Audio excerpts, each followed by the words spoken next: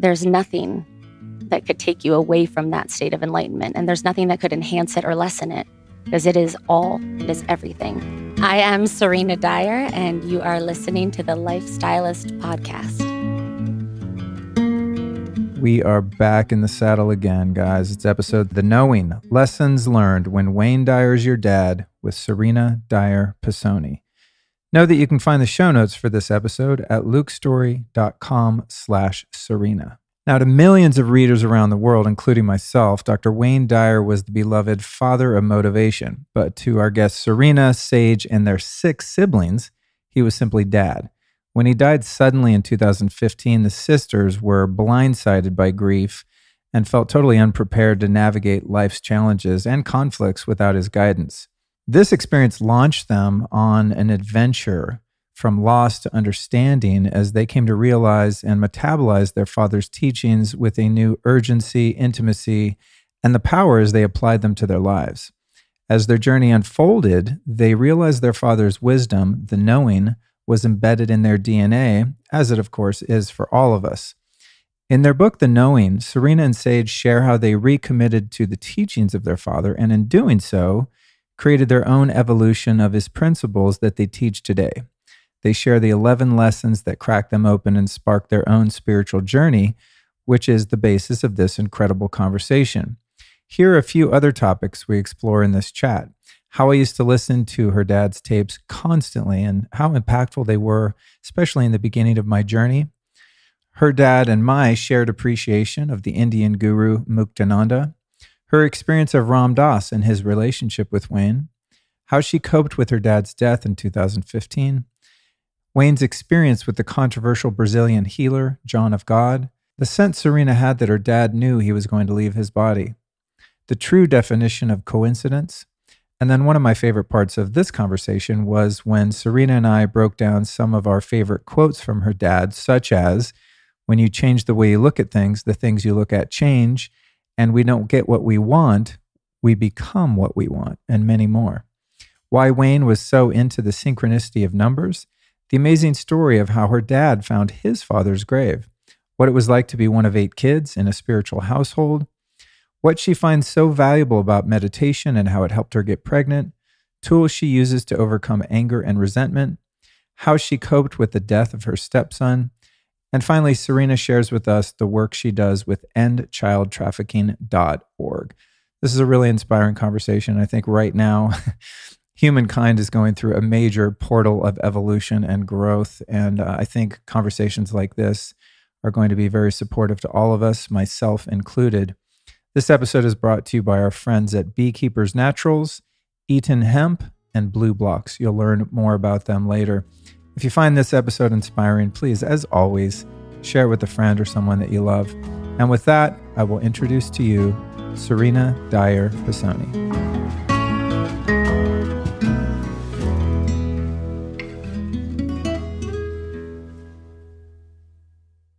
Welcome to the show, Serena. Thank you. Thank you for having me. Yeah, I'm so glad that you reached out and were able to put this together. Yeah, I'm so glad that you responded. Yeah, no, I immediately did. I was like, oh, this sounds interesting. Thank you. Yeah, as we were discussing prior to recording, you already knew that I was such a huge fan of your dad, Wayne Dyer. I've talked about him a lot on the show. When I first started the awakening process when I was around 26, I used to have a bunch of his big cassette. They're like these, they don't even have them anymore. I obviously don't have cassettes anymore, but they were these cassette booklets.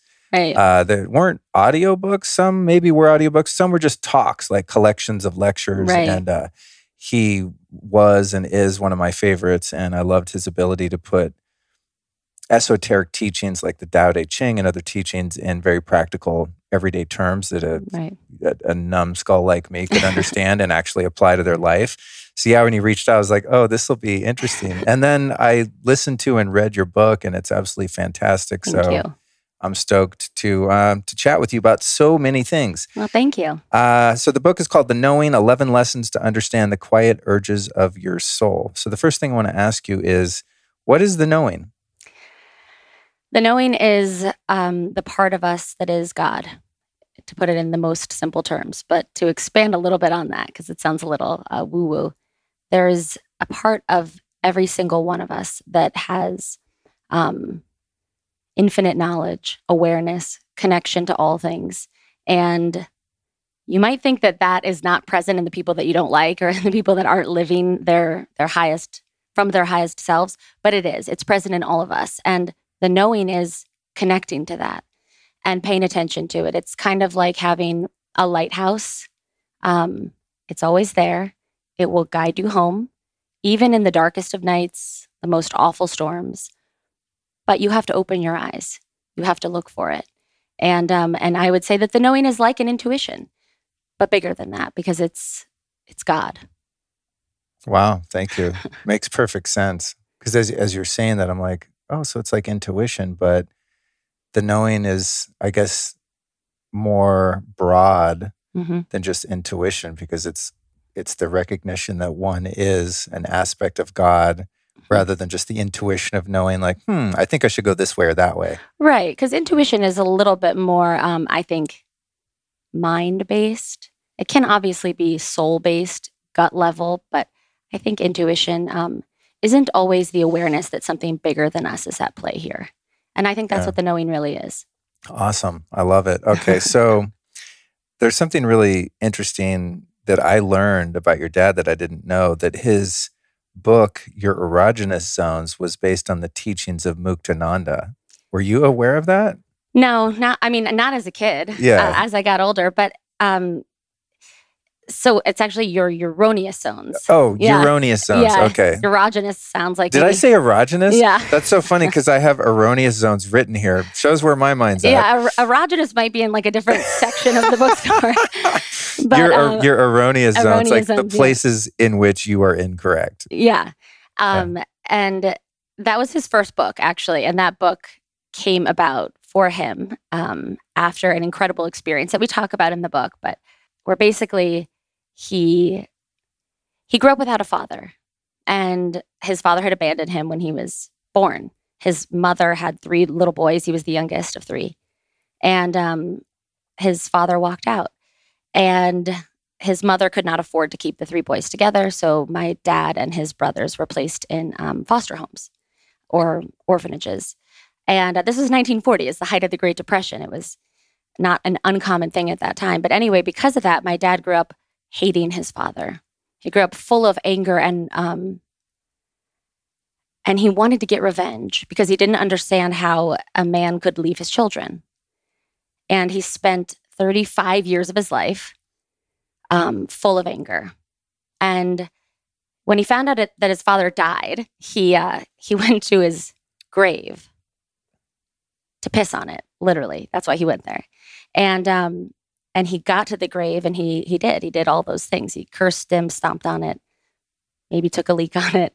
And then he left to go back to his rental car. And as he was walking back to his rental car, his knowing, his presence of God said to him, go back now, go back to the grave. And he did. And he went back to the grave, and he said, from this moment on, I only send you love, and I forgive you. And he wrote Your Erroneous Zones within 2 weeks of that. Really? Of that, yeah. Wow. He had a tenured professorship in New York at St. John's University. He quit. He left a relationship he wasn't happy in. He started to lose weight. He started to exercise. And that book, Your Erroneous Zones, went on to become the #1 bestseller of the entire decade of the 70s. But all of that happened, because of a moment of forgiveness. And I wouldn't be here if he didn't do that, because he ended up meeting my mom after that. And anyway, my dad used to say that the single greatest, most important day of his life was August 30th, 1976, when he found his father's grave and forgave him. And you can imagine our surprise when my sister Sage, my co-author, discovered that August 30th, the most important day of our dad's life, the day his relationship with his father forever changed. It was also the day he died, August 30th, 2015. So, I mean, the signs are there. There's that's one of the things I love about the book that you two wrote is there's just, I mean, I'm a believer, right? So I live in a world of synchronicities, and it's commonplace, and I do my best to be aware of them and to celebrate them. Mm-hmm. But I know for many people, it's difficult to grasp that the universe is so interconnected. And I love in the book how there's just so many of those examples. I mean, it's the knowing, right? So it's like, you're like, well, what is the knowing? It's all in the book. And I think that one was one of the ones that got me. And I'm not going to say this is so synchronistic, but my dad's birthday is August 31st. Oh, wow. Yeah. So, I mean, like, that's like when you meet someone and they're like, I was born in April. You're like, me too. It's like, well, it's not that big of a coincidence, but that is profound. Yeah. And I had one of those actually yesterday where I did stop and just like my eyes filled with tears because it was such a sign. I was reading your book and you quoted Ram Dass as saying, I am loving awareness. Mm-hmm. And before I picked up the book to start reading and studying for this interview, I put on a playlist that my friend Ryan gave me of just kind of medicine journey music, just trippy music that you would listen to on medicine. And I love that kind of music, even not on medicine. And I'm playing it, and there's this like instrumental track, and it's Ram Dass's voice. And right in the sentence that says, I am loving awareness, he starts repeating, I am loving awareness. I am loving awareness at the exact same time. Oh my God. Yeah. I love it. Yeah, I mean, that's like, come on. Right, you know what I mean? And the reason that is happening for you and the reason that you are having those things and that I have those things is because I expect them. And the reason other people that are maybe, let's say you said skeptical or non-believers don't is because they don't. And they don't expect them. So they're not looking for them. They're not open to them. And I think that the choice is ours. Which way do we want to go through life? As though everything's a miracle or as though nothing is. But speaking of Ram Dass, I don't know why this story just popped into my head. So I want to tell you, but I don't know. I don't want to go off your paper. Well, no, my paper is meaningless because it's linear. So because I was going to ask you about like Ram Dass is another one of my favorite teachers. And I was going to ask you about any interactions you had with him or good. The nature of your dad's relationship. But I want to pause that because I do want to go back to your dad's experience of going to his father's grave, but the precursor to that of how he got there, mm-hmm. which you describe in the book, which is in itself miraculous and full of signs. Yeah. Yeah. He happened to be in Mississippi. Biloxi, Mississippi. Yeah, in Mississippi for a work conference. And he just happened to be there, and he was looking for, he wasn't looking for his father's grave in Biloxi because he didn't know where, let me say that again. He didn't know where his father was buried exactly. He knew that it was around that area of Biloxi, but he didn't know exactly where. But he had found out through like a cousin that he was buried near there, and he got in his rental car, brand new rental car, still had like the plastic on the floor. And in the cup holder of the rental car in the center console was one business card. And the business card was for a motel. And it was called the Candlelight Inn.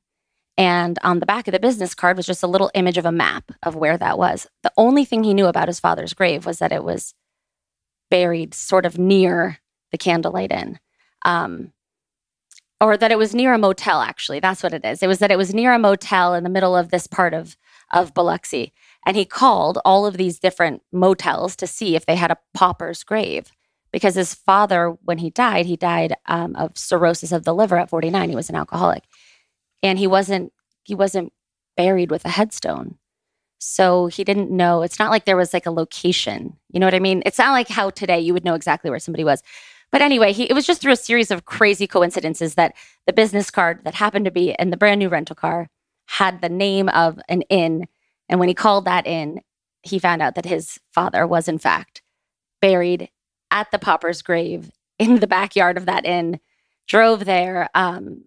It was just one of those things where when you're paying attention, the guidance is there. It's always there, but you have to look for it. He could have easily discarded that business card. He could have easily thought, I'll never find his grave.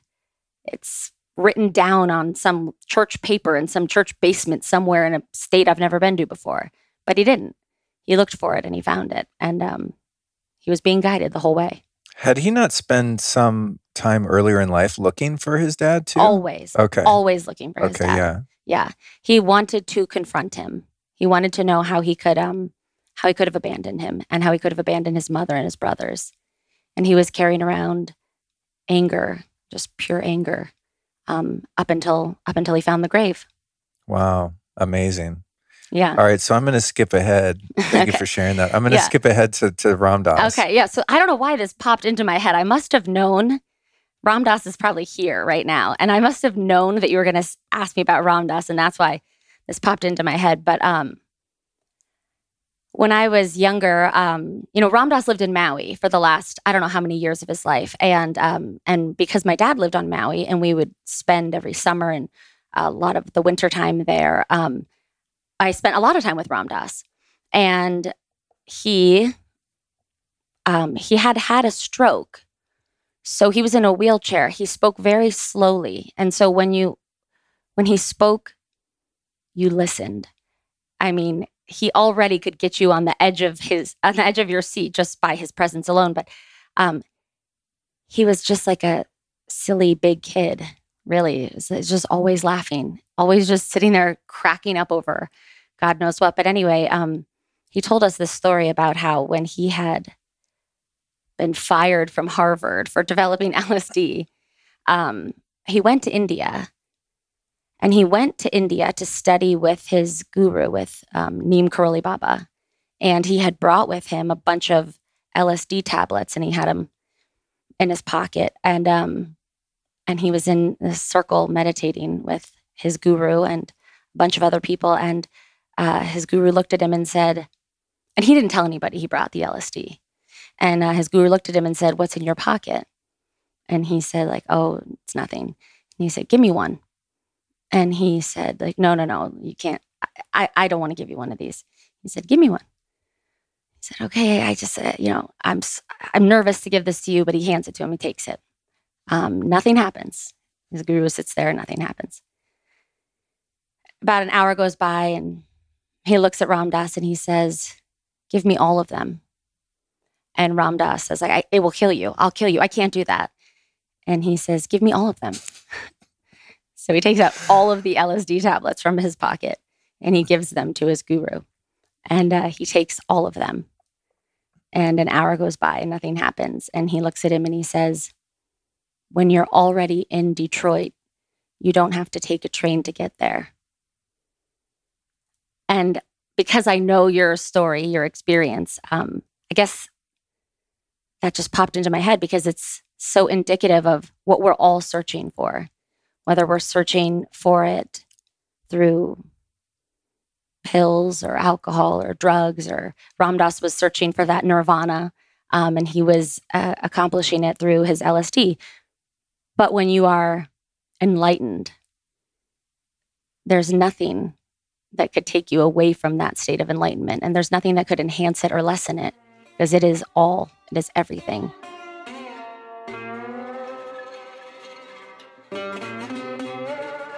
If you're enjoying this episode of the podcast, you should know that it would not be possible without support from our friends over at Beekeepers Naturals. Now, when I sat down to cut this run of 2021 ads, I thought, which one do I want to start with? And it immediately came to mind that I use the Propolis throat spray more often than any of their other amazing products, as delicious and useful as they are. I always travel with the throat spray. I use it on airplanes, anywhere I'm going to be around other people's funk, when the air is dirty and germy.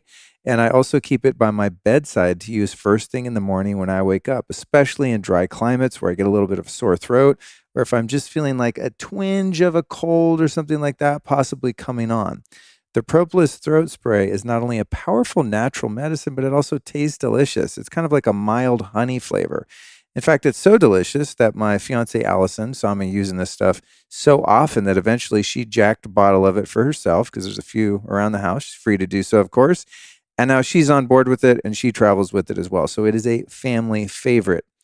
These little bee creatures make some incredible stuff, and bee propolis is one of my favorites. It delivers natural germ-fighting properties and antioxidants to help protect our bodies. It's also sustainably sourced, and this spray is made with just 3 simple ingredients. So you're never going to find any refined sugars, dyes, dirty chemical, none of that swag ever.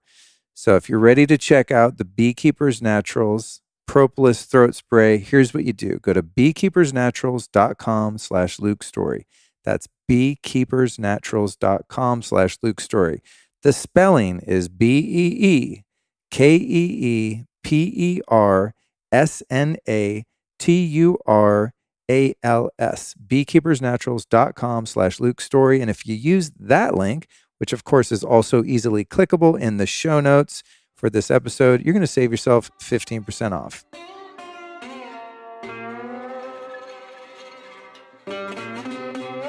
I'm familiar with that story, and it's always been one that's been very impactful for me. Yeah. Because of the reasons you just described. Yet I have still been drawn out of curiosity and also just subjective benefit to those experiences over the past couple of years as well. But even when I'm always reminded that it's like, say you do breath work or you do meditation or you do plant medicines. It seems like the thing you're doing is taking you to that place, but you're actually the one who's doing it, right? It's like the higher state of consciousness is within you. Right. It's just that there are different tools that one can use that help you to realize that you are Neem Karoli Baba, right? Right. And that place is already there. Yeah. But like, for most of us, you got to swim through all the shit to find it. And and my dad liked ayahuasca, and he was like, super into that. And my sister Summer did it in Costa Rica not that long ago after he died. And she said that she was having this incredible ayahuasca experience. And then all of a sudden my dad was there, and she said, "Dad, what are you doing here?" And he goes, "What am I doing here? What are you doing here?" She was like, "Hey, Dad." Oh my God. Wow. Yeah, I know. And I was like, oh God, now I really want to do some of the different things to help me get to that place of connection, higher consciousness faster, because sure, it exists in all of us and it's available to all of us, but it takes a lot of discipline to find it. It does. Yeah. I didn't know that about your dad, that he had done ayahuasca. That's interesting. Yeah, a bunch of times. Really? Yeah. Wow. Wow. I mean, it makes sense, Yeah. Do you remember anything else about your dad and Ram Dass's relationship, or ways in which Ram Dass's teachings influenced him, or what was the nature of their relationship? So the nature of their relationship, so they knew each other from back in the day, but they reconnected once Ram Dass moved to Maui. He was staying at an Indian man who owned a home in Maui, and he had said to Ram Dass that he could live there for free for the rest of his life. This beautiful home up in the mountains overlooking the ocean. But Ram Dass had donated every single dollar that he had ever earned from any of his books, from any of his speaking. He gave all of them away. So he was living in his house for free, but he still had expenses. So my dad and him reconnected because my dad was helping financially support him, because he would never keep a dollar for himself. Wow. Yeah. And so so they ended up spending a lot of time together, because my dad would go up there to visit him. And then he would come to our condo sometimes with Kathleen, who was his aide at the time. And I would make food. I would cook dinner, and I would make like food that a teenage girl would make, like pasta and chicken, And I remember one time Kathleen said, don't put any Parmesan cheese on Ram Dass's. And he was behind her going, and I was like, "You want more?" And he was like, and I remember thinking, like, you don't eat like vegan, and he was like a big kid in that way. And my dad was too. Yeah. They were both really joyful, really present and silly and joyful. And Ram Dass always had this energy about him, like he was in awe over everything. And it always felt to me like he was in on a joke or in on a prank, that I didn't really know what was going on, but he was always on the verge of laughing. Always. Wow. And I remember one time when we got to his house, he had this altar, and I said to him, why do you have a picture of George Bush and Rush Limbaugh on your altar, like along with all of wow, that's a stretch. All of these gurus and sacred images of, you know, different saints and people. And he said, because they have just as much God in them as the other people up there. And I have to remember that. Wow. Yeah. Damn, that's potent. Yeah. Yeah. I mean, to be able to love those that you agree with, to be kind to those that are kind to us is easy. It takes real mastery to be able to love those you disagree with, and to be kind to those who are not kind. But as the Tao says, the sage is kind to the kind and kind to the unkind, because kindness is his nature. So Ram Dass was just a living example of putting that to work, putting that idea to work, and holding himself accountable to it. Yeah. Yeah. I mean, imagine you're sitting there praying and you see a, you know, war criminal in front of your face. I mean, George Bush, pretty bad actor in my opinion. There are worse figures in history, of course, that you could put up there that come to mind for many people, but it's the same idea, right? I think that's the thing that helps me find peace with the way the world is and those that I deem to be evil or to a lesser degree even just disagree with is that duality is here on purpose, right? That if the world was perfect in this utopia, there'd be no reason to have a world, because there would be no reason to incarnate, because there'd be no sort of contrast of a scale of consciousness for us to use for our growth, right? So, right, exactly. And I think that that is the thing that people so often misunderstand. People in like spiritual or mindfulness communities, they think that, like, you know, there's this idea that like karma or bad things happen to good people, or, you know, people get really into putting a label on an action or an experience as like good or bad, or looking at a person and saying that they are good or bad. But really, we come here, we incarnate here, at least it's my belief, that we do so to grow, to expand. And so those people and those experiences that we label as bad or that are challenging are really stepping stones for our own growth. And they're really ladders, if you will, for us to climb, to get out of our own suffering, our own lower energy. So their experience is theirs. And whether they're good or bad has nothing to do with us. But if we can find the way to do what Ram Dass did, if we can find the way to have that love for them, then they have become our teacher. They have become our opportunity for growth. wow, that's beautiful. Yeah. Well, I say that because I had such a difficult time, as I wrote about in our book. For like 5 years, I had everything in my life just like went bad. And I kept thinking, because I was raised in a spiritual household where, you know, my dad used to say the secret got it wrong. You don't get in life what you want, you get what you are, that the universe is responding to you. And all of these things that kept happening to me were difficult, and I was really struggling. But on top of that, I had like compounded shame, because if you are raised to believe that you get in life what you are, then why was I getting all of these bad things? I must be bad. And that's what I was thinking, and that's how I was viewing it. And therefore I was staying really stuck, and I was really in the struggle, and the shame was overpowering. But it was through understanding and realizing that I'm placing a label on it, calling something bad. But if I change the way I look at it, the experience itself will change. And I have a choice to make it an opportunity to grow and to expand, or to stay stuck. And whichever one I choose will be the outcome that I experience for the rest of my life. So do I want to stay stuck, or do I want to grow?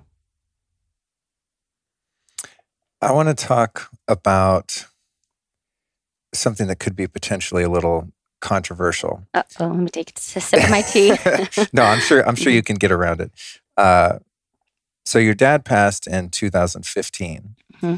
And prior to that, he had a bout with, and tell me if I'm getting this right, he had a bout with leukemia. Mm-hmm. And then by the time he had died, Mm-hmm. he was said to have not had leukemia. Is that right? Yes. During that time, you, I think, went with him to see John of God. I was with him on Maui when he had a John of God remote. Okay. So you didn't go with surgery. him. Okay. No, we never went to Brazil. And the reason that I say, and he didn't go either. No. Oh, okay. So the reason I say it's controversial for those that aren't listening, there's been a bunch of controversy around sexual misconduct of John of God, and like it's super sketchy. Like so many of now there's Yogi Bhajan, the guy that is said to have brought Kundalini Yoga here, which is a practice that I've benefited from much, and it's a shame. You know, you don't know which allegations are true, of course, in these situations until they're proven so. But when there are so many from so many different people, you're kind of like, okay, I'm going to just like exit out of that energy field. Right. So I don't know that it's controversial in the context of your dad, but I guess on the positive side of that, what was his experience of working with John of God, and how did you perceive that from your point of view, and that whole period in which he seemed to have been healed, at least in part, by that transmission? Yeah. So let me just say that I'm familiar with the sexual assault allegations or misconduct allegations against John of God. That being said, I have never made John of God a guru, and I would not gurufy him or anyone else, because I understand that they are human beings, and I think that people can have incredible gifts and also be deeply flawed. So I'm just going to say that about him.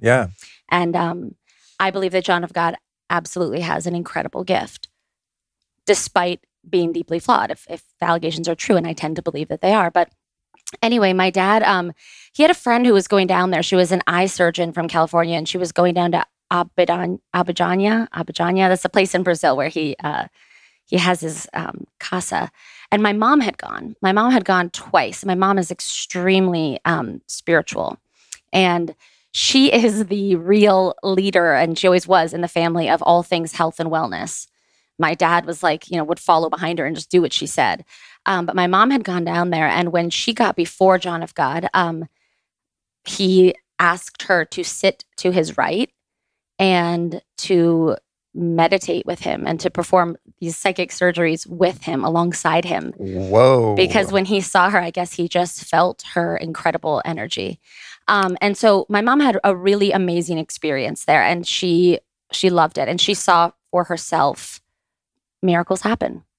And so my dad had a friend that was going there, an eye surgeon from California. She brought his photos, which is going to sound super crazy, but you can have a remote surgery, or you could when he was doing this. So they would bring your photos, and the John of God would look at the photos and recommend what surgery you needed. And then they would say, like, okay, on this date, you need to wear all white, and the surgery is going to happen at this time, and you need to prepare to rest as though you had a real surgery. And you don't need any pork or pepper in the days leading up to it, all these different things. So anyway, I was with my dad on Maui when he had his psychic surgery, and my dad was super excited. And the next day, in the morning, I was asking him how it was, and he said, like, let's go for a walk and I'll tell you. So we get outside, and he just collapsed. And he was like, I'm so physically exhausted. I'm so like tired, and I need to rest. And we get back up to the condo, and he gets in bed, and he calls his friend who was down there, and she said, Wayne, I told you, this is like a real surgery. You have to rest. And he stayed in bed for like a week, which he never did, ever. I mean, that man never rested. And then there was a psychic surgery where they do the suture removal. I know, again, it sounds super crazy, but the beings come in the night and they remove the sutures, the stitches. And the next morning, when my dad came out of his room, he had lost all this weight because he had been laying in bed for a week and barely eating. And he came out, my brother Sans and I were in the living room, and he came out and he looked at us and he put his arms out like to give a big hug. And as he did that, his shorts completely like fell down, and I saw his like peeper and everything. I was like, Dad, I don't want to see that. Like freaked out. He was like, what? Oh, sorry. He didn't realize he had lost so much weight. His pants were falling off. Wow. But he didn't even notice his pants were falling off because he was in such a state of love, of actual love. And I mean, the energy that he carried after that surgery, it carried with him for the rest of his life until he died. And he had a type of leukemia called CLL. It was chronic lymphocytic leukemia. And so there's no treatment that you do for. You don't do radiation or anything unless it turns acute. So he would have his blood monitored to make sure that it didn't turn acute. And after he passed away, I asked the autopsy doctor who called us with to tell us that he died from a heart attack. And we said, was there any leukemia in his blood? And she said, no, not a drop, not a single drop of leukemia anywhere in his blood. So then I said, I know this is going to sound really weird, but what was his colon like? Because he was obsessed with coffee enemas. And she said, particularly clean and remarkable, actually. Now that you say that, I actually have a note here. That says, oh, really? Yeah. And I knew he would want to know, and or I knew that he would want us to know that all of his star butts, all of his coffee enemas were worth it, because he loved to torment us with, best part of waking up is Folgers in your butt. So I asked, and anyway, he didn't have any leukemia, and he credited it with the John of God psychic surgery. Wow. And how long before he went through that procedure was he diagnosed?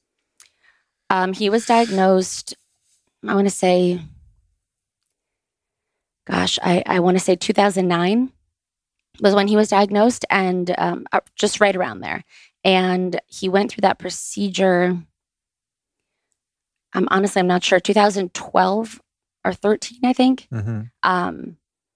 But he changed his purpose at that point. He said that his only message from that point on would be to talk and teach about divine love. And divine love is the love that our source, God, feels for each of us. And it's very different than human love. And he only wanted to talk about divine love. And I believe that was because whatever the John of God thing was, I know you said earlier, placebo or not, it doesn't matter. He felt an infusion of divine love, and he carried it from that point forward. So because he bought into it, because he believed it, because it was real, who cares? The outcome was that he was a changed, loving, he was always loving, but this was like another level. Wow. Yeah. Wow. Thank you for sharing that. I think most people listening to this podcast on a regular basis are well aware of the benefits of CBD for doing things like reducing inflammation, muscle recovery, anti-anxiety, stress support, and of course, sleep support. In fact, I've been using CBD products for sleep for a number of years, and I found it to be one of the most effective things you can do.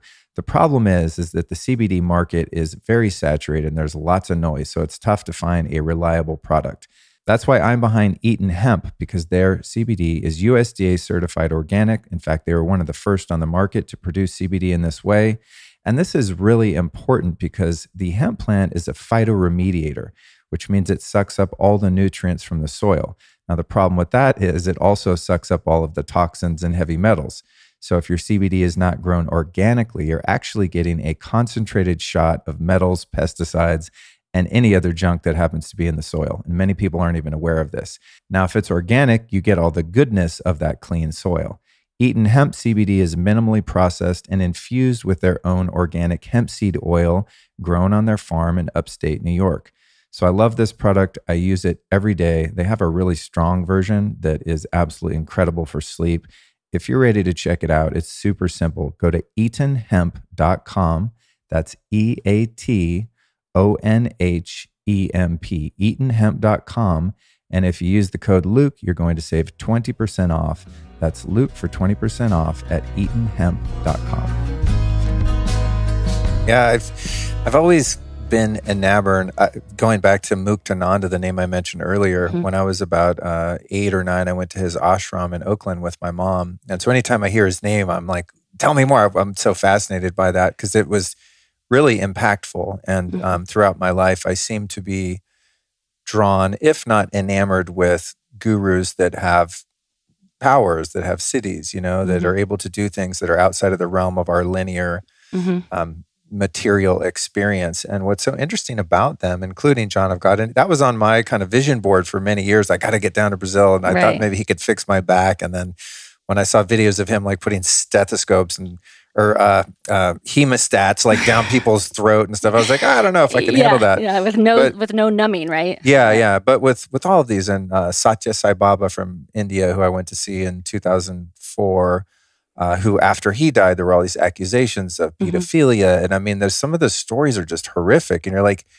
it's so hard to hold in mind those two realities. Like, how can someone be bestowed with these gifts, yet at the same time be capable of such wrongdoing and in some cases outright evil? And it's always been really interesting to me. And I think, I don't know, I have to chalk it up to, it's like kind of a fallen guru syndrome, perhaps. I don't know this to be true, but it's one way I've been able to reconcile it, that perhaps because one, for whatever reason, has these gifts and powers, it's probably very tempting for the lower nature of oneself at a certain point, unless you're very aware that the ego, or that rapacious kind of the animal instinctive drive to overtake and dominate, or pleasure seeking, or whatever it might be, that's still present because you're still in an animal body, right? So it's like, it must be very seductive at a certain point for some that have those gifts and are overtaken by urges that are so, well, I won't say they're ungodly, because God is everything, including those urges, but that aren't right and aren't good and aren't of love. It's so fascinating to me, and it's been part of my naivete as a spiritual student to understand that not just due to the fact that someone has been bestowed with these gifts does that mean that they're necessarily trustworthy or not capable of wrongdoing. Right. And it's really interesting. No, I think so too. And I think that as you were saying, the higher their awareness or the presence of, I don't know, God becomes in someone, I can imagine that the war that they experience within themselves to remain attached to their human nature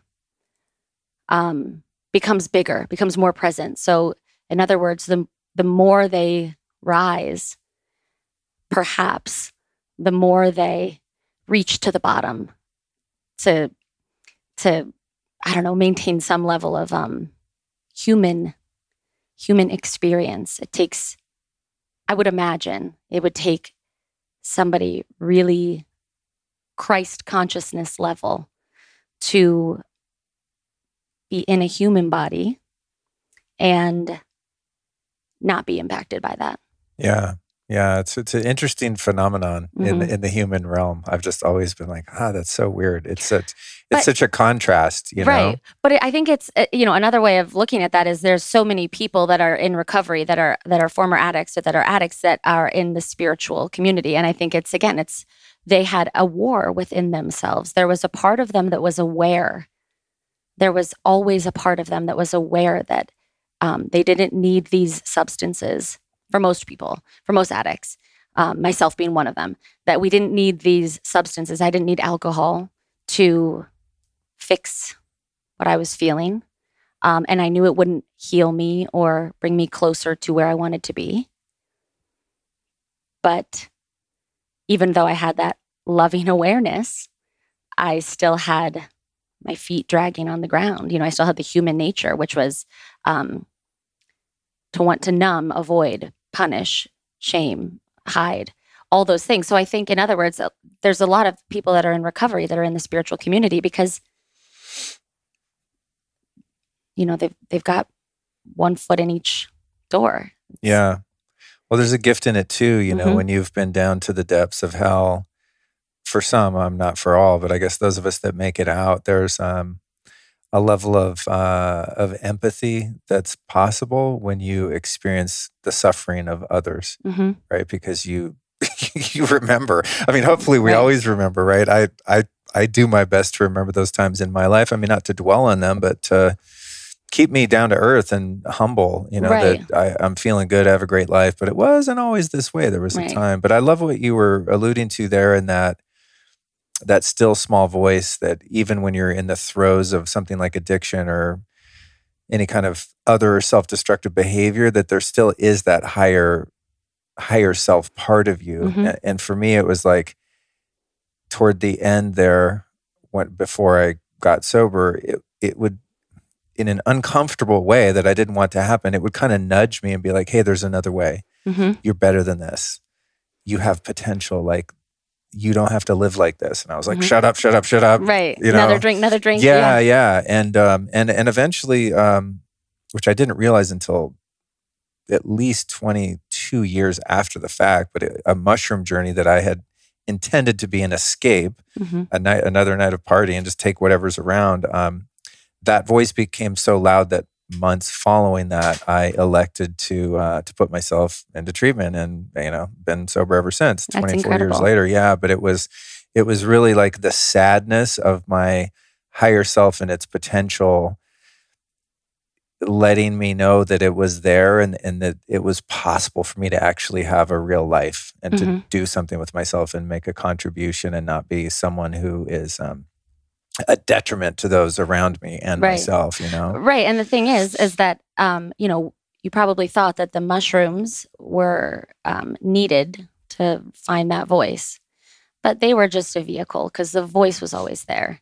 And it's like when you're already in Yeah. Detroit, you don't have to take the train to Totally. get there, you know? Well, it's true. The mushrooms that night, and again, this is like total hindsight wisdom, but it's just, it caused that inner voice to scream so loudly that I Right. couldn't ignore it. Yeah. There was no numbing it. It was like the stark reality of my situation and the truth about my imminent demise became so prevalent and obvious to me that there was just no ignoring it. I tried, Mhm. made it a few more months, just stuff it, go dark, Mhm. turn the lights out in any way possible. But Mhm. then in the end, I finally surrendered. But anyway, enough about me. I want to talk about some of the challenges that you went through in the book. I mean, you and Sage, your sister, Mhm. your co-author, both illuminate in a very vulnerable way the death of your stepson, the imminent possible prison term of your husband Matt. Were those and your dad dying within the same short period? Had with your drinking problem, did that start before that? Did it creep up on you, or did you just break under the pressure and like grab the bottle because all that stuff was happening? Break under the pressure and grab the bottle because all that stuff was happening. I'm sure I had a actually, it's not true. I'm not sure. I did not have an addictive tendency before that. I didn't have an addictive tendency my entire life. I wasn't like an over sugar eater as a kid or anything like that.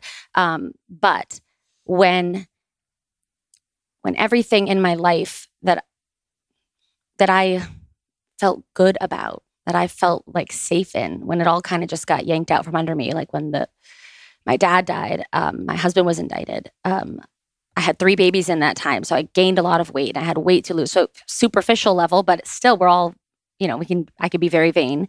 I didn't like the way I looked anymore. I didn't have any money because my husband's assets were frozen, and my dad had just died, and there was a whole legal thing after his death, and so everything that I had identified as being part of my self-worth was gone. And then my stepson died. And I didn't want to feel. I didn't want to experience what I was experiencing. I kept convincing myself that that when all the circumstances in my life like fall into place, then I'll stop drinking, then I'll be at peace, then I'll lose weight, then I'll be happy.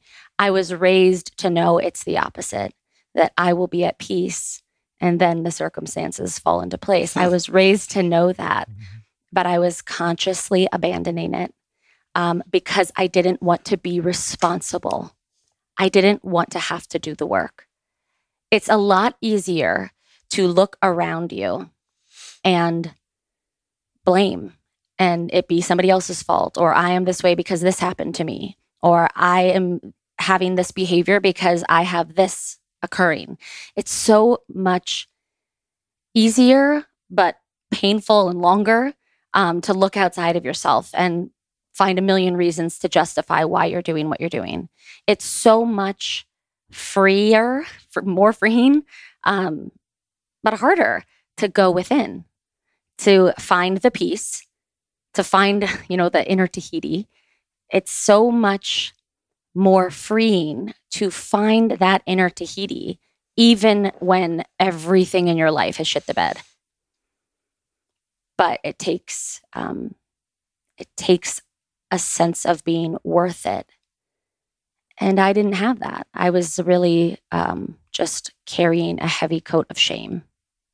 Because after Mason passed away, my stepson, when my dad died, I didn't have any regret. I didn't have any lingering grief in the form of regret or pain, because I had only had a beautiful relationship with him, and he adored me and I adored him. And I felt like I basked in his love of me, and I never had anything to regret. When Mason died, I could not remember a single nice thing that I had done for him. I couldn't remember. And let me just say this, I had done them, lots of nice things, but I was so consumed with guilt and shame over all of the mean things I had done, all of the evil stepmother, if you will, shitty things I had done, all the little fights I had picked, that I couldn't let myself off the hook. So I was really committed to shame, and I started drinking in excess at that point, right after he passed away. I didn't want. Not only did I not want to feel, I didn't want to be me. When you started drinking, so it was kind of a sudden thing? And were you more, and this is just curiosity as I guess a former alcoholic? I'm always a bit gray on that because I don't ever plan on having a drink, but I don't know what would happen if I did. I assume it would be bad. But people that identify as alcoholics will kind of fall under a few different categories, but broadly speaking, you have kind of a maintenance drinker. My paternal grandfather was that way. I never knew him to be drunk, but I always knew him to have a drink and smell like booze. Mm-hmm. I was not like that. I really only drank after dark, but once I started, I couldn't stop, and I drank into absolute oblivion almost every time. Mm-hmm. And that's just how I rolled. I still drink like that. Allison she always watches me when I drink anything because I'm just like, blah, blah, blah, blah, blah, blah, blah. I just chug any kind of drink. I've always been a chugger. So what type of drinker were you, and how long did that period last? And did the way you drank speed up, your awareness that you had a problem and your desire to get help, or however that happened? Yeah. So I always was like a casual drinker. Casual meaning I like to cook a lot, so I would have wine while I was making dinner, or my husband and I would go out to eat, and I would have an IPA because I love beer. So I was really more like a wine and beer drinker, but it wasn't like I was blacking out. And once Mason passed away, I went from having a glass of wine with dinner or two to having a bottle and a half, and blacking out every time I drank. Wow, so, damn girl. Yeah, so I didn't drink every single night at first, but every time I drank, I blacked out. Got it. And then that really kind of peaked when COVID started. I had a period of time in there where I got pregnant, and I wasn't doing that then. So I had a nice 9.5-month break. But then after my son was born, and I kind of slowly returned to the blackout phase. Not immediately, but slowly. And then when COVID happened, actually, it was the start of last year. was that last year? Yeah, that was last March. I don't even know. Yeah, I think it was like last year. My kids were not in school, and I had like a week where I had my nanny come every day because her other job, she couldn't go there. They didn't want her to come because of COVID. So suddenly she was available 5 days a week, and I didn't have to get up in the morning to take my kids to school. And I had somebody that was there that I trusted that was going to watch them. And each day I started drinking. Instead of it being 5, it became 4, it became 3. And I just got blacked out for like 5 straight days. And my husband basically said that he was leaving me and taking our kids. Wow, good for him. Yeah. Good for him, I can say in hindsight. At the time, I said every nasty thing I could possibly think of. I'm sure. And I just said, I'll do what I have to do. I'll stop. Because I also had that same thing. I had that feeling that there was a voice inside of me that was saying, it doesn't have to be this way. You have a huge life ahead of you if you choose to show up for it. So I had like the nudge, but I didn't even I was saying shut up to the nudge too. I was just telling it, I don't want any part of you. In fact, the more I would feel that nudge, the drunker I would become faster, because I didn't even want to, I didn't want to connect with the idea that it was up to me to change. Yeah. Well, is it not fortunate that you had the upbringing that you had and such great teachers as parents that perhaps that nudge came sooner and louder than it does for some, that the husband does leave, the kids are gone, the career folds. I mean, the nature of most people's bottoms, by the time it gets bad enough where you're willing to do what it takes to maintain sobriety, for most people, it gets pretty bad, and maybe those are people that had more traumatic childhoods and things like that, where there's just so much more heavy lifting and so much more to work through. Right. Where it sounds like yours was a fortunate case in that you had a lot of the raw materials already built into your character and grew up with a lot of love and what I think was great caregiving, especially in your book. I mean, there's so much in your book is like how to be a parent, honestly, both the way you and your sister are parents, but also as your parents parented you both. It's like, oh, okay, that's how you do it. Yeah. See, so you're going to read it again when you're going to have one, right? Totally. No, that's what I told Allison too, because we're both studying the book at the same time. I said, man, there's a lot of great parenting lessons in here. Yeah. But I guess I can get that to be a question. It's more of an assumption of mine. But do you think that your upbringing and the fact that you weren't terribly traumatized and had a really kind of safe emotional experience with your parents, that it helped you get to that point sooner and like, I'm going to knock this shit out and get back on track? No. Really? No, because I have a sister, I won't say her name, but I have a sister who is a 20 plus year addict. She's been a heroin addict, a fentanyl addict, every kind of addict that you could think of has gone to maybe 20 different rehabs. And she had the exact same upbringing that I had.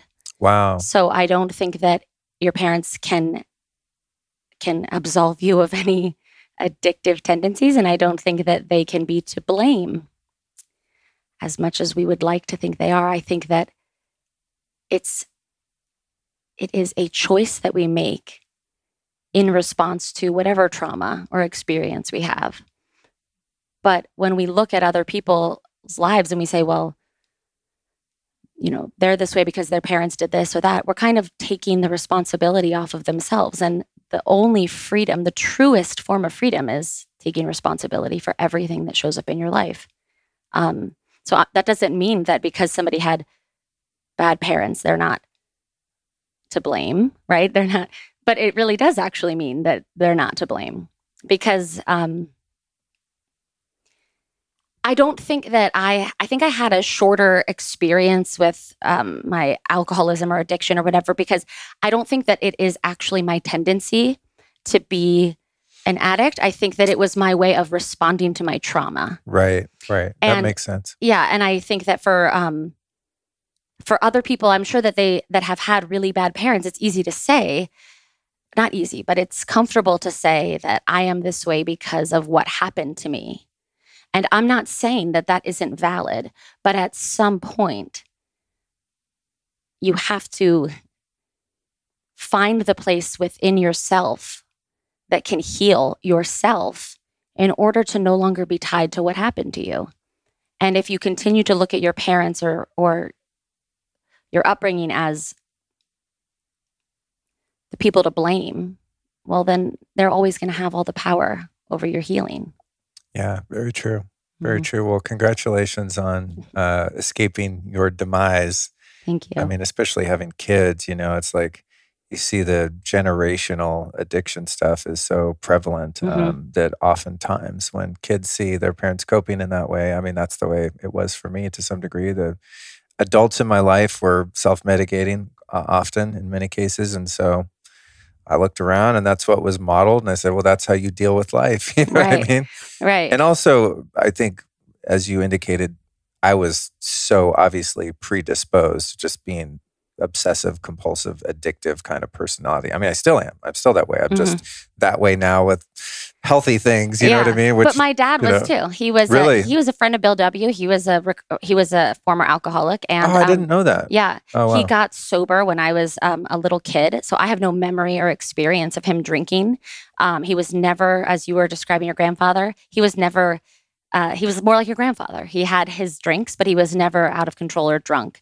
But he got to a point where he realized that he was not drinking it. It was drinking him. And he stopped. And he became a friend of Bill W. And so I also knew that, this is going to sound like I'm totally blaming my dad. I'm not at all. But I also knew that he did that in his adulthood, that he had little kids. And I think that there was some part of me that felt like I could cope that way as well. Wow. Did his sobriety have anything to do with that August 30th date, or when he found his dad's grave and had that forgiveness experience? No, he stopped his unhealthy shit at that time in the 1976. He stopped eating. He smoked like a pack a day, and he was super overweight and ate like McDonald's and drank a lot of soda.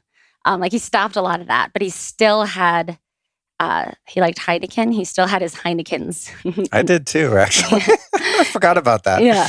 He still had his Heinekens in the evening. So he didn't stop that until, I want to say 1986. I was born in 85. So I was like maybe 1 or 2. And he had taken my mom and a bunch of us kids out to dinner, and they got to their favorite restaurant, and my dad ordered his 2 beers right when he sat down because he liked to have 2, so he didn't have to wait for the second. And smart. Yeah, I like his style. True alcoholic.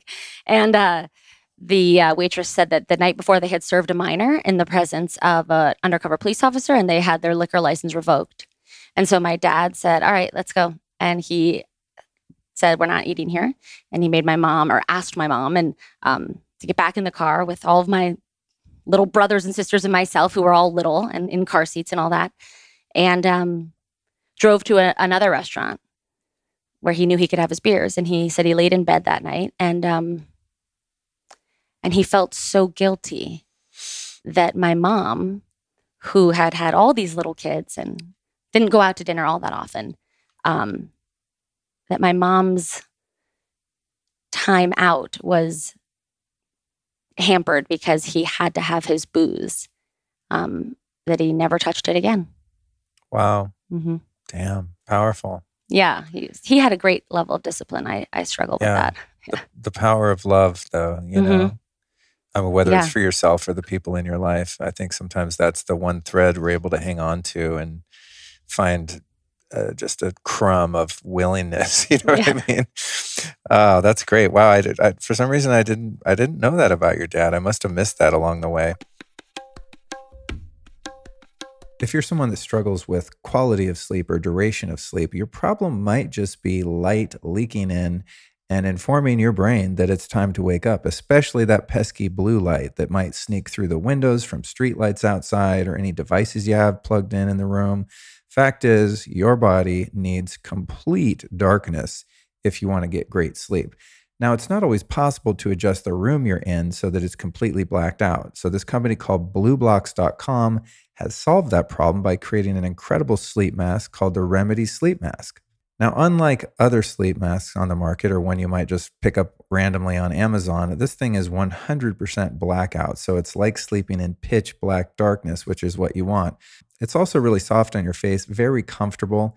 You can also fully open your eyes while wearing the mask. So this is great people with long eyelashes, and also applies zero pressure to the eyes, which I find to be really annoying. I don't want my eyes being smashed when I'm trying to sleep. It's made with super breathable fabric, so you don't wake up with a hot and sweaty face. It also has adjustable eye cups, so you can position them on your face for the perfect fit. Another thing that's really cool is it works for all sleeping styles. So if you sleep on your back, belly, or even on your side, it's flat on the side so it doesn't smash your face and ruin your sleep, which again is the whole point of this thing. So if you're looking for better sleep, if you're waking up frequently, if you're shifting around at night because some light is sneaking through, this can solve that problem. And not only is it good for sleep, I happen to like it a lot for taking a nap during the day or even for meditation, which of course has many benefits, one of which being helping you sleep the following night. So the Remedy Sleep Mask from Blue Blocks is awesome. I highly recommend you check it out. Here's how you do so. Go to blueblocks.com/lifestylist and use the code lifestylist to save 15%. That's BLUBLOX, blueblocks.com/lifestylist. Lifestylist is also the code for 15% off.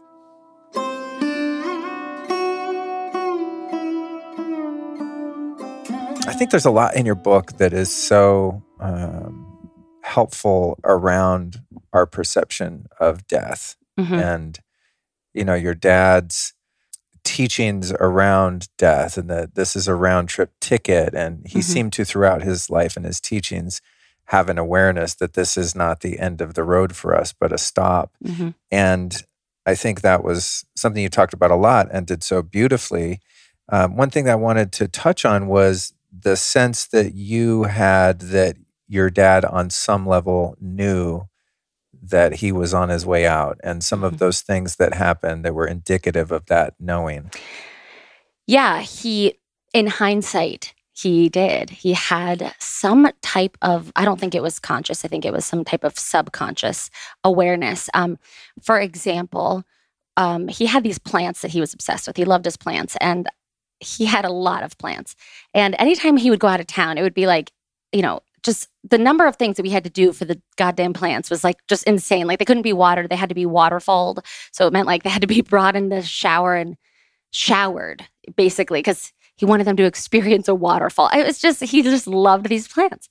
It's like, his silliness. And he was getting ready to leave his condo in Maui, and he was going to be leaving for August, September, October, November, because the entire condo building where he lived, every single unit, everybody had to be out because they were replacing the pipes.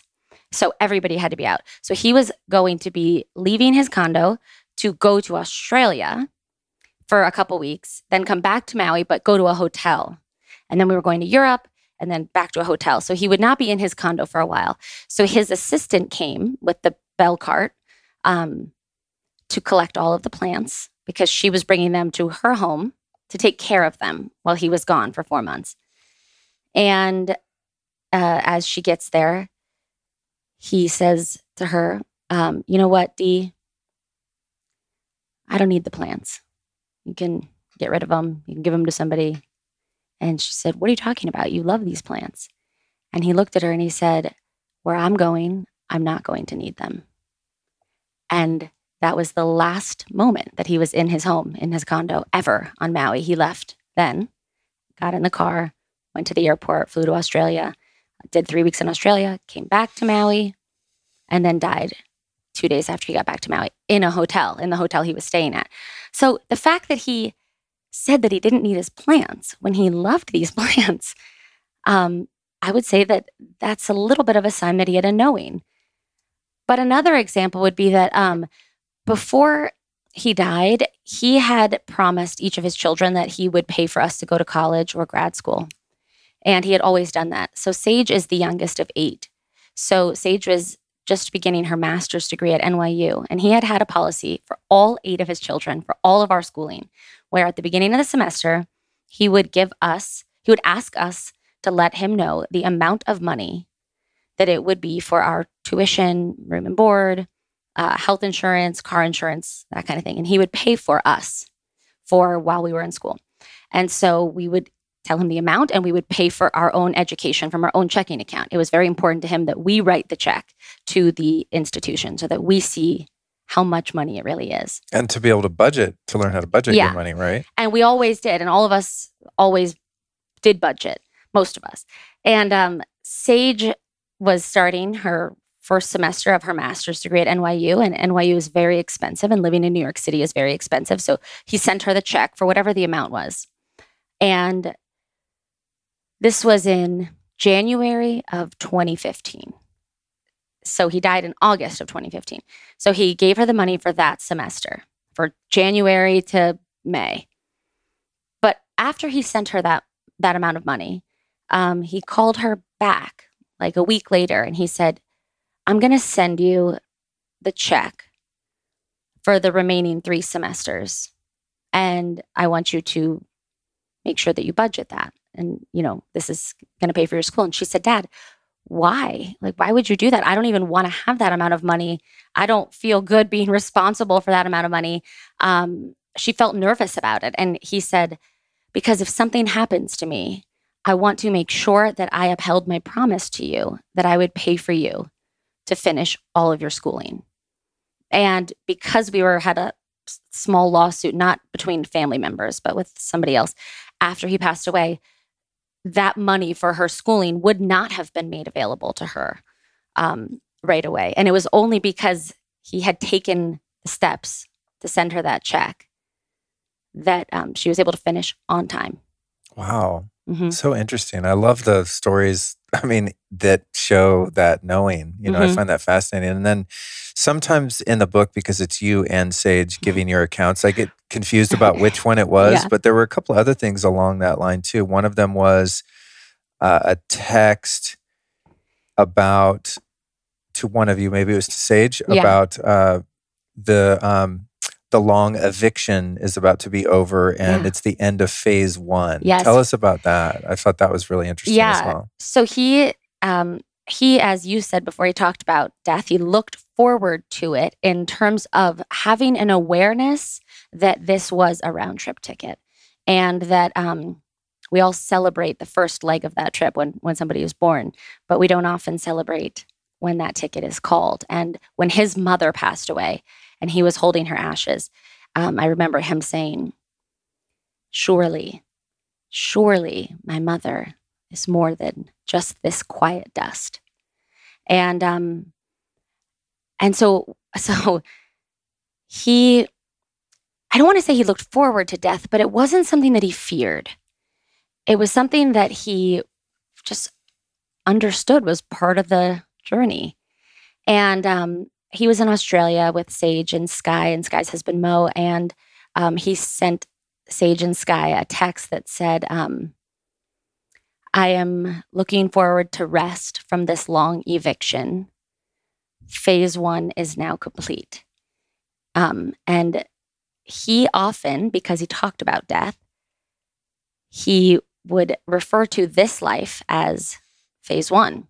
And so one time there was a documentary on about the death penalty, and he was asked by one of our friends, would you rather have life in prison or the death penalty? And he said, I would rather have life in prison because there's always opportunity to grow our souls. And that when this phase is complete and we go to phase 2, I want to know that I did everything to maximize my soul's growth. So he referred to the next part of life, the next journey, as phase 2. And he did that on more than one occasion, on a lot of occasions, actually. He would say, well, when I'm done with my phase 1. So when he said in the text, phase 1 is now complete, in that moment, Sky and Sage did not think that he was saying, my life is now coming to an end. They thought it was just a weird way for him to say, possibly phase 1 of the travel journey, because we were, our family was going to Europe after Australia. And so there was a big travel thing coming up. And so they thought when he said this long eviction, that maybe he just meant because he was out of his condo for a few months, and the phase one being complete meant phase one of the travel leg. But in hindsight, it seems like he had a knowing that phase one was indeed now complete. Another thing I find interesting about your dad is that he sold gajillions of books. He must have been a wealthy guy, and he was very altruistic. I mean, in the book, you talk about all of these different, individual people that he anonymously just gave tons of money to. He helped out all the kids. He was definitely not someone that seemed materialistic or trying to hoard wealth. But I found it interesting that during that whole period on Maui, he lived in a condo when he could have probably had a dope mansion. You know what I mean? Like, yeah, he could have. Was he just kind of like low key and modest in that way? Yes. My God, this is how he lived exorbitantly. If he had a window break in his Volkswagen SUV, at a Volkswagen SUV, if there was a situation where one of the windows wouldn't come back up, he took it in that day and traded it in for a brand new one because he would never take the time to get it repaired. So he could just drop money like that on a new car, but he would never go to the Ferrari lot and get a Ferrari. It was like he used his money for convenience, but he was not a flashy, big spending guy. He despised conspicuous consumption. And actually, yeah, it was a thing when we were kids. And I my sisters and I, we grew up in Boca Raton. We wanted Louis Vuitton. We wanted the fancy, nice things. And he would just gag over it. But he would get it for us anyway, but he would never buy that stuff for himself. But he was a really low key guy. He lived in Birkenstocks, Lululemon bathing shorts, and free T-shirts, like T-shirts that people would send him with like his quotes on them. That's funny. Yeah, I was wondering about that in the book. I mean, I kind of assumed that, but I'm looking at myself and I like to think of myself as like, oh, I'm not caught up in materialism. But if I sold that many books, my ass would have a mountain in Maui. You know what I mean? So I found that to be interesting. And then there was another story along those same lines. I think it was maybe after he'd gotten back from Australia with Sage and Sky. It was maybe your last contact with him, a phone call. And he said, I really, really, really, really love you. And that struck you as being a bit extra too, to the point of him having a sense somewhere inside. What was that about? Yeah, it was the last time I ever spoke with him. And God, that just reminded me, the last time I saw him in person, he cried when we said goodbye. I just remembered that when you said that. But anyway, the last time I spoke with him was the day before he died. He died on the 30th. I spoke with him on the 29th. And just catching up. How are you doing? How are you feeling being back in Maui? And he said that he was getting ready to go for a swim in the ocean. And he had been told by like a healer in Canada, like an older Indian man, that if he ever swims in the ocean again, he's going to die. And he thought that, and he had started to develop a fear while he was swimming in the ocean. He and we all thought that meant he would like get eaten by a shark or, drowned or something like that. So for a while, he did not swim in the ocean. He stopped swimming in the ocean, even though he used to do it every day. And it wasn't because somebody told him that. It was because what they told him resonated with himself as something he also felt. And anyway, he said to me, I'm looking at the ocean and it looks so good. I think I'm going to go for a swim. And I said, what about what that guy said though? And he said, if it's my time, it's my time. And I'm at peace with it. And then he said, anyway, before we go, I want you to know something. I want you to promise me that you'll always look after your sister, one of my sisters. And I said, yeah, I will. And he said, I want you to always make sure that you look out for her, Serena. And I said, I will. And then he said, and I want you to know that I love you. I really, really, really, really love you. And it gave me pause because he was a very loving, emotional father. But to say it so many times did seem extra. And in hindsight, again, I think he must have known that he was getting ready to depart that night. So, Wow. yeah, that was the last time I ever talked to him. And what was it like? I've not had anyone that I'm really close to in my family pass away, and it's one of my fears because it's my parents are getting older, and it's just God, it seems so hard to face. But it seems like you, perhaps because of your relationship with death and the way that your dad perceived death and your, I guess, psychological framework or understanding of it, it seems like you just kind of leaned into it to the point where you very shortly after listened to your dad's podcast. I mean, I can't imagine. I mean, I just like, how do you not just melt down? What was it like to hear your dad's voice when he's there one moment and not the other? What was that like for you in terms of your reconciliation or healing? Okay, so I was on the phone when it was discovered that he died. I was on the phone with his assistant when she finally broke into his hotel room and with security and found his body. And I experienced that live, that, oh no, Wayne, no, and that screaming. And I didn't cry when that happened, when that was happening. Everybody that I was with started crying. But I was on the phone and I did not. And I think it was because I was having one of those really surreal moments where I was like, I know that this is happening, but I'm not actually in my body experiencing it. Later that night when I got home and I was alone for the first time, I just started sobbing. And I just kept saying, I can't believe you pulled it off. That was the thought going through my head. Because my dad was so dramatic and talked about, when I'm not here, when I'm an old man. And that just seemed like an impossibility to me because he was so larger than life my whole life. And I knew that he talked about death. I knew it was something that he, slightly looked forward to, and it didn't seem like it could be real. And so I just kept saying, I can't believe you pulled it off. I can't believe you pulled it off. And then I was just really upset. And I felt like I heard him say, listen to my podcast.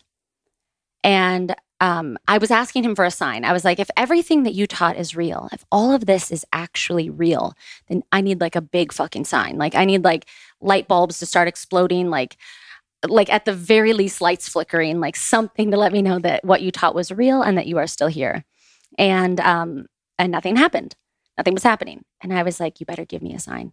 And I heard him, or I felt him, something say, listen to his podcast. And excuse me, I didn't even know that I had an app on my phone called Podcast. I had never listened to his podcast before, ever. And when you pull down your phone, you can like search. So I just searched podcast. That app came up. So I was like, I have a sweet little app here. I opened it. I typed in Wayne Dyer and I clicked play on the first one that came up. And when I did, I felt comforted to hear his voice, but I felt like it was a very poignant, acute, painful reminder that I was not going to hear it again in the way that I knew it. I did not know him as a recording. I did not know him as a podcast host. I knew him as my dad. And so it was almost like more painful. And I just felt enormously sad. And it was comforting to think like I have all these hours of recordings I could fall back on. But anyway, just as I was about to the podcast was like 15 minutes. And just as I was about to end it, he said on the podcast, now, if everyone listening could take a moment and send my daughter, Serena, some love because she is going through a hard time, I would really appreciate that. And then it ended. And I was just like, what? Like, wow. You're here. You're real. It's real. What you taught is real. I know that was the sign that that you were telling me that my relationship with you doesn't have to end just because you're not in your physical body. It can just change. It can transform. And love does. It does cross all boundaries, all realms, all physical limitations. And when I think of him in that place, in that space, from that energy of love, I do feel him. Absolutely, I do. Wow.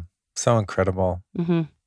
I love those kind of stories. Yeah. There's so many of them in your book too. It's just, that's one of the things that made it really juicy to me, is because I'm always just looking for those signs, even if they happen for someone else. You know, I'm just like, okay, cool.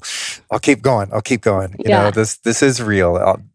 Each of our individual experiences of spirituality and consciousness are real. And even if you witness it in someone else, right? It's like, okay, more proof. And you don't have to have Wayne Dyer as a dad to experience it. I had an incredible sign from my stepson, Mason, just maybe the most confirmation I've ever had in my life, when my husband was sentenced to 7 years in prison. And Mason had just died like 2 months before that. And my husband said bye to the girls, and he and I flew to New Orleans because that was the biggest major airport near the prison in Pensacola where he was going.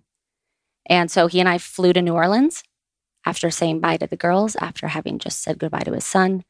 And we rented a car, and we were getting lost. And he was like, let's just stop and get something to eat while we're in New Orleans before we drive this miserable place. So we did. It was January 11th of 2018. We stopped, and we were going to stop somewhere in New Orleans, but we kept getting lost, and we kept going down, like, New Orleans has a lot of one ways, and we just kept getting lost. So he said, let's just pull into this Harrah's Casino, this valet area of this Harrah's Casino, and let's just walk somewhere, because we were so distracted by what we were going to do that we couldn't find a place to eat on our phones. And so we pull into this valet area, and I open the passenger door to get out. And as I do that, a Mercedes comes flying into the valet area where I'm like standing, where I'm getting out of the car so fast that I thought they were going to like hit me. I kind of jumped back, and I like looked at my husband, and I was like, do you believe this asshole? Like, look at this. And he said, hold on. It's my attorney calling. And so I was like, okay. So I look back at the car, and on the front license plate of this car, in this exact moment, it says danger on the license plate. And there's a license plate frame. And I obviously took a picture. It says, the frame on the plate says Mason on the top, let there be light on the bottom. And I was like, oh my God, Matt, you have to come see this. And he said, hold on, my attorney. And I was getting my phone out to take a picture. And then he said, oh my God. And I could see that he just started like sobbing. And I had gotten so used to getting bad news on phone calls that I thought something bad happened again, that my stomach dropped, and he just started shaking and crying. And he said, I was what's happening? He said, the prosecution who tried our case, they just filed a motion today admitting that they lied and withheld evidence during the trial. The judge stayed the prison sentence. I'm not going in. I'm going home. And I said to him, it was Mason. It was Mason. In the exact moment you got that call. I mean, first, let me just say, I sobbed and jumped up and down, and I didn't just say this right away, but after some ecstatic celebrating, I said, it was Mason. In the moment you got that call, there was a license plate that pulled up right in front of me, so close I could not ignore it. And it was Mason, let there be light, surrounding the danger.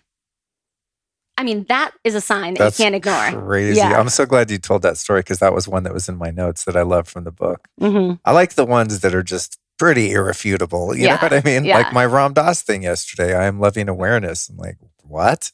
Yeah. How is that even possible in the linear realm? It's just, there's something else there. Yeah. It's the knowing.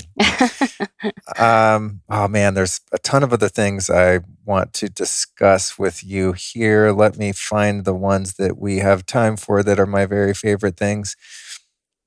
I think I'd like to talk about, in the last few minutes here, some of the teachings that you've integrated into your life. In the book, you talk a lot about meditation and how it, for one, I mean, not only has benefited your life and your well-being, but how you believed it helped you get pregnant. Oh my gosh, yes, on Kauai. Yes, I had another one of those things that it's just impossible to ignore. You're a guy, So not to be too graphic, but I didn't have a period for a long time before I got married. I wasn't having one for whatever reason. And you can't get pregnant without one. And so right after my husband and I were married, we went to Kauai for our honeymoon. And I had read that Kauai, for ancient Hawaiian tradition or folklore, Kauai is the birthplace of all of civilization. So it's considered a very fertile place to go. And when we landed there, I got into the Uber with my husband, and I immediately asked the Uber driver, have you heard about this like really fertile part of Kauai where you can go to like some waterfall and apparently like everybody gets pregnant? And he was like, yeah, I am like 5th generation. Like his whole family was from Kauai. He was like actually like native. And he said, I know exactly what it is and what you're talking about, but it would take you 2 weeks to hike there. And I was just like, oh God, we don't have time. And I would never survive a hike like that. I'm super not athletic. But anyway, so he said, but there's an offshoot of it. There's another hike that you can do that will take about 8 hours round trip. Really dangerous, really treacherous, but it is a direct offshoot. You hike to this waterfall, and that is kind of like the big one flows into this one. So you can get to the smaller one. And the last thing I wanted to do on my honeymoon was go exercise or go for a hike. I wanted to like lay at the pool and have margaritas, like I didn't want to do that, but we did. And we did this insane hike, and it took a lot. And I was very scared because it was very steep. But anyway, we get there, and I got to this rock at this waterfall, and I meditated.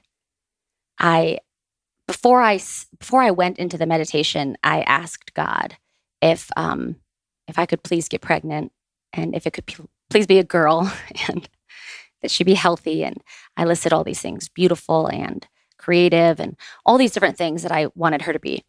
And then I meditated. And then when we left that waterfall, we went to a friend's house that was right there that we had never met before, but they were friends of friends. And when we told them that we were going to Kauai, they said, you have to connect with this couple. So we connected with them. We went to their house and met them for the first time. And Roberta and Gordon Haas are their names. And Gordon looked at me out of the blue when we're sitting at his house, and I just met him. And he said, if you were to get pregnant today with a girl, what would you name her? And I said, I would name her Sailor. And I've never asked my husband if he likes that name, but that's what I would name her. And he said, I think you're going to get pregnant today. And I was like, really? Like, how do you even know we're going to like hook up today? Like, I mean, and I remember thinking like, okay, like I didn't even know what to say. And he said, I wrote children's books in the 70s. I'm going to give you some. So he takes out this box set of children's books called the Courtney Flower book series. And he signs one to Sailor, Love Gordon, July 19th, 2014. And obviously I forced my husband, I didn't have to force him, but we hooked up that day because just in case he was right. But I knew there was no possibility because I still was not having a regular cycle. And so anyway, we get back from our honeymoon, and I'm just feeling really unwell. And my friend is saying, you just take a pregnancy test. You never know. And I was like, I don't want to do that to myself because I had never taken one before in my life. I didn't think that there was any possibility that I was pregnant. And I didn't want to have that feeling of like a reminder that I'm having a fertility issue or I'm having a lack of cycle issue. But I did because she was so adamant, and it was positive. And so I called my OBGYN and I asked to make an appointment, and they said, when was the first day of your last period? And I said, I don't know. I haven't had one in like 9 months. And they were like, well, then you need to come in this week. And so I went in, and the first measurement that they take of the embryo is the most accurate because before the genetics kick in, like, you're a tall guy. So your baby could end up being taller, and if you're a smaller person, your baby could end up being smaller. But before all of that takes over, the first couple of measurements are the most accurate because we all kind of start out the same. And so they said, well, we know we can't give you a due date based off of your cycle or when you conceived, but we can give you a due date based off of the measurements that we took, and we can give you a conception date based off of the measurements that we took. And I said, okay, great. And they said, your baby was conceived July 19th, 2014. And when we got home, I kept thinking, I'm like 99% sure that's the date that we were at Gordon's. And I pulled out the children's book, and it was the day that he said. And when I opened the children's book, it opened to a page in the book that said, "Meditation brings a miracle." And wow. And I felt like, well, here comes my miracle. And Sailor, Oh my God. I found out she was a girl in October. And right after I found out that she was a girl, my mutual friend, Eric Handler, called and said that Gordon had passed. And on the same day that I found out that she was a girl, and I felt like somehow he saw my baby coming, maybe because he was on his way out and he knew she was on her way in. Wow. Somehow. Wow. Yeah.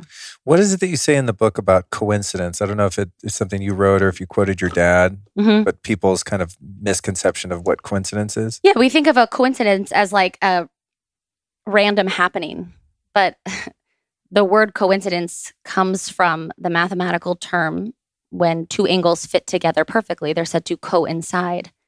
So we've taken something that means two things fitting together perfectly, and we've reinterpreted it to mean two things that happen by accident or by woo-woo magic. But in a universe where all is in perfect order, there are no such things as accidents or coincidences. It's all just God's perfection. It's all just the perfection of all of us, even those of us, even those people that we don't think has any in them, even those situations and circumstances that we think have nothing good in them. There's still God's perfection there. And if I can say that after losing my stepson, who became like my son, if I can say that even in that, it was not an accident, that it was God's perfection, even in the loss of a child to an accidental drug overdose. So there was ever an opportunity or a reason to say that this is a universe of accidents, that would be it. But now I know that that Mason's life and his death were part of the perfect order of things. And just because I don't understand why it had to be that way now doesn't mean I won't one day. Wow, beautiful. Thank you so much for sharing all this today. Yeah, you're welcome. I'm so glad we got to do this. Yeah, me too. Thank you. Thank you. I find it really fun to dive into someone's book and then get to kind of relive it in person. It's such a gift. So thank you for sharing time with me today. Yeah. Thank you for sharing time with me. Sorry that I talked so much. My mouth is dry. I drank all my tea. No, I love it. I love it. You could talk all day. This is so inspiring. Thank you. Yeah, you've definitely inherited your pop's gift for inspiration and finding the magic. It's really cool. As I'm sitting here talking to you, I'm like feeling into your dad more. You know, not that you're not your own person, and obviously, like, you have your own teachings and your breadth of experience that are so valuable. But there is a certain air of like positivity, right, and optimism. I think that was just so inherent in your dad's attitude that really comes through. Yes, and let me just say this, because you said that this is a book that has a lot to do with parenting. That is what you just said of how, my dad and his positivity and his optimism come through. That is because what we are doing with our lives is so loud that our children don't hear what we're saying. So my dad lived that. He lived that example of joy and positivity and love. And it wasn't just something that he said. It was something that he lived. And so how could I be any other way? But I was another way. I lost that connection for a little while, but at least I'm finding it again. And I guess the reason I say that is because it's available for everybody, for anybody to find that part of them that is loving awareness. Hot damn. Great ending point. Mic drop, boom. Who have been three teachers, I mean, obviously your dad, but who have been three other teachers or teachings that have influenced your work that you might share with us? Alcohol, has been a big teacher for me. Do you mean people are going to be like anything? Okay. No, I love that. I'm like, Okay. how did no one say that before in almost 400 episodes? Yeah, alcohol. Mason, my stepson, and my mom, Marceline. Because if you want to have a real biohacking, youthful life, I mean, you should see this woman. She's 70. She had 7 children, all natural childbirths, breastfed all of us till we were 2. And she looks like she's younger than me. I mean, she is incredible. She's just the biohacking queen. So, but yeah, alcohol, Mason, and my mom have been 3 really big teachers. I got to ask you one more question. Yeah. I forgot in regard to your parents. And we talk so much about your dad. I'm like, there's actually a lot of great stuff about your mom in your book too. So let's give her another shout out. Mm-hmm. What I found really interesting was that your parents were going to get divorced, which I'm sure was not fun for any of you kids. Mm-hmm. Then they separated. Then they elected to actually stay married. Yeah. And I always want, you didn't really answer this part in the book. I'm like, how did that work when they got into new relationships? Yeah. Well, my mom was already in a new relationship and she's been with the same man, Tony. He's a wonderful guy. He's an acupuncturist. She's been in that relationship with Tony and was in a relationship with him when they decided to stay married.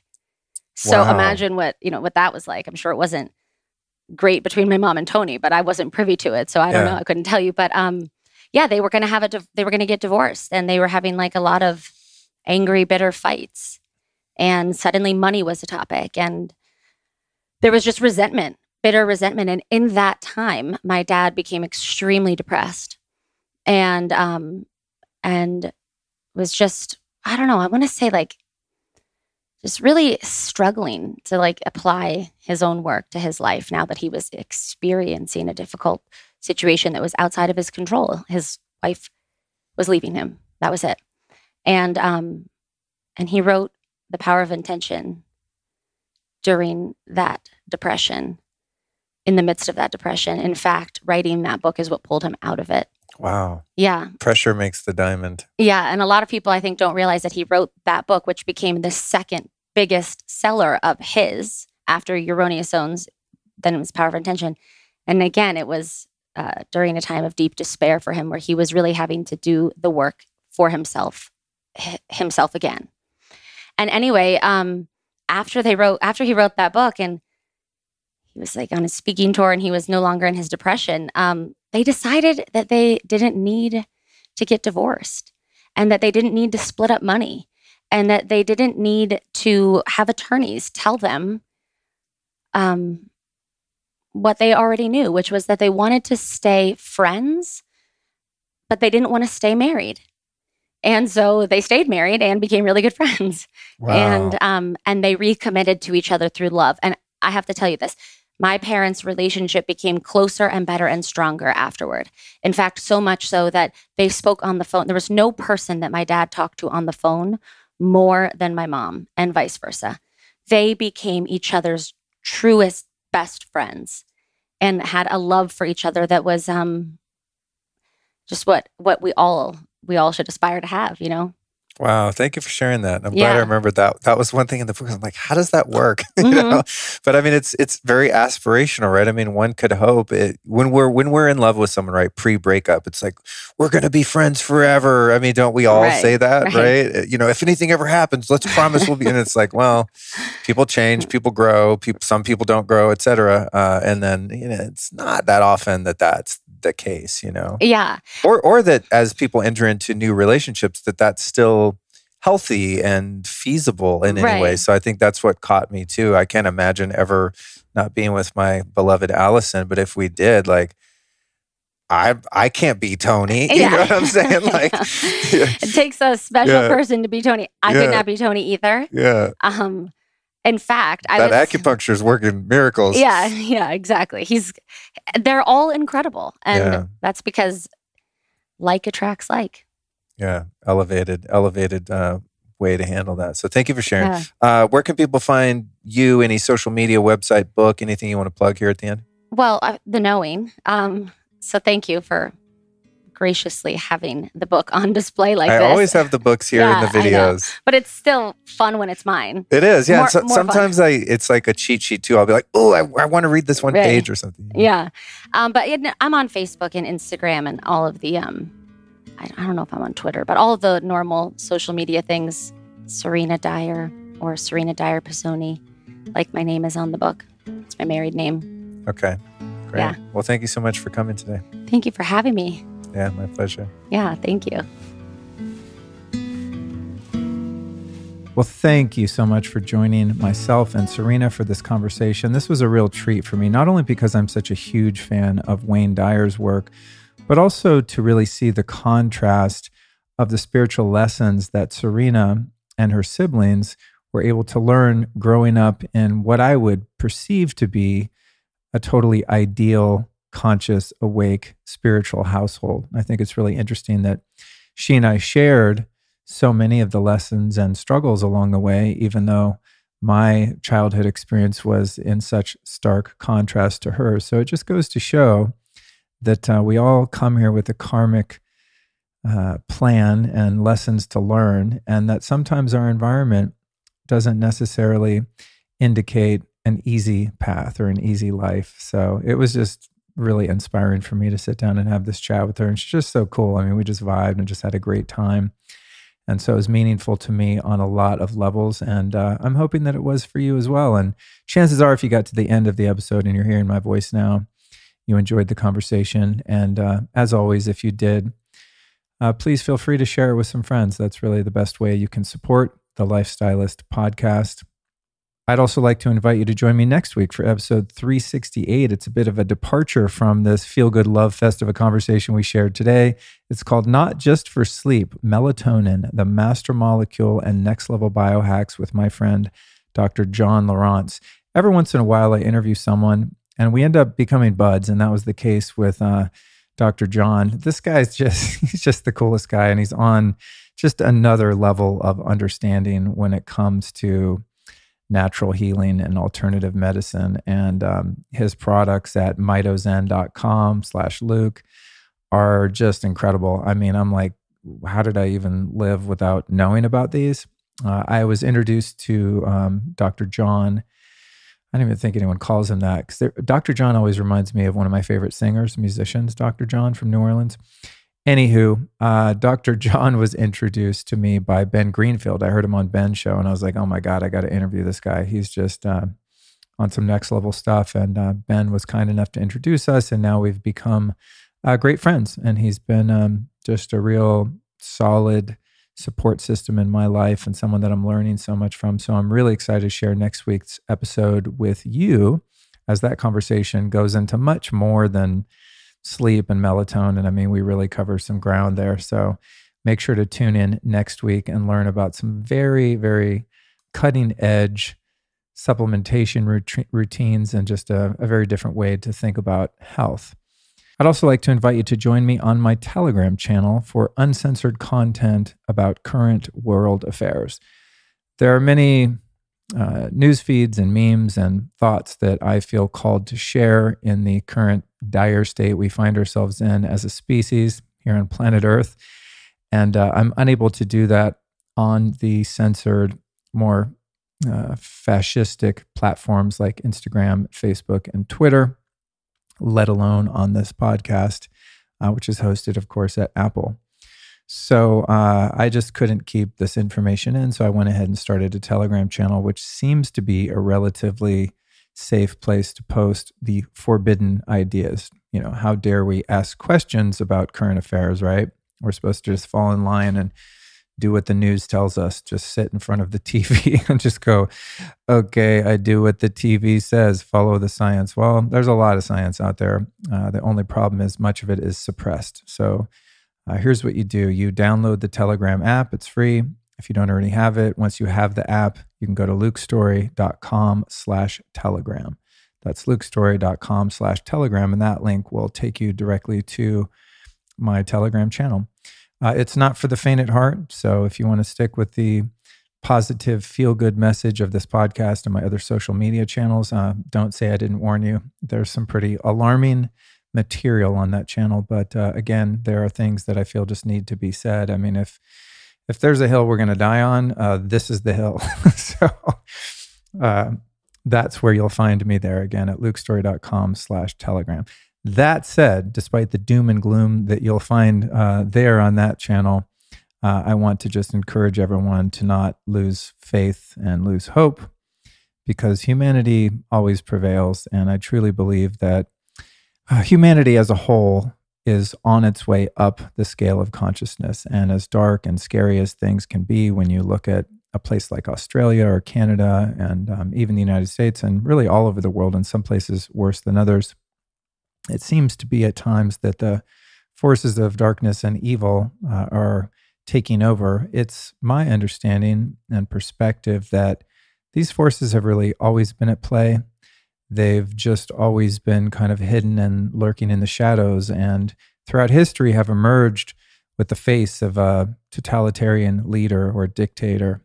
And at this time, we don't have just one face. It's sort of a worldwide, shadowy conglomerate of human entities that have positioned themselves into levels of high power and influence, and for whatever reason are motivated to subjugate, exploit, and control vast swaths of humanity.